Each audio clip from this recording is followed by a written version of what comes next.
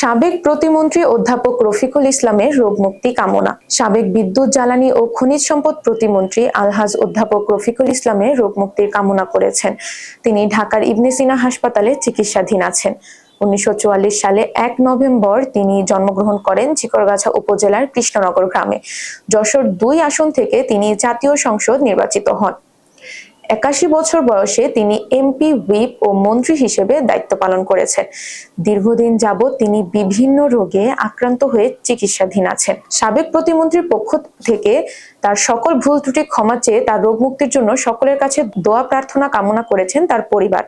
তিনি একজন সর্বশ্রেণী মানুষের কাছে শ্রদ্ধার পাত্র এবং বর্ষিয়ার নেতা হিসেবে ঝিকরগাছা চৌগাছাবাসীর মণিকোঠায় স্থান করে নিয়েছেন। তিনি একজন সমাজসেবক হিসেবে মানুষের কাছে স্বীকৃতি লাভ করেছেন। তিনি এমপি থাকাকালীন ঝিকরগাছা সম্মেলনী ডিগ্রি কলেজ, সম্মেলনী মাধ্যমিক বিদ্যালয় ও কৃষ্ণনগর গ্রামের সকলের সহযোগিতায় মডেল মসজিদ স্থাপন করেছেন। স্কুল কলেজ উন্নয়নে তার ভূমিকা ছিল প্রশংসনীয়। তিনি ঝিকরগাছা পল্লী বিদ্যুতের নিজস্ব জায়গায় ওয়াবদা রোডে কার্যালয় স্থাপন করে দিয়েছেন।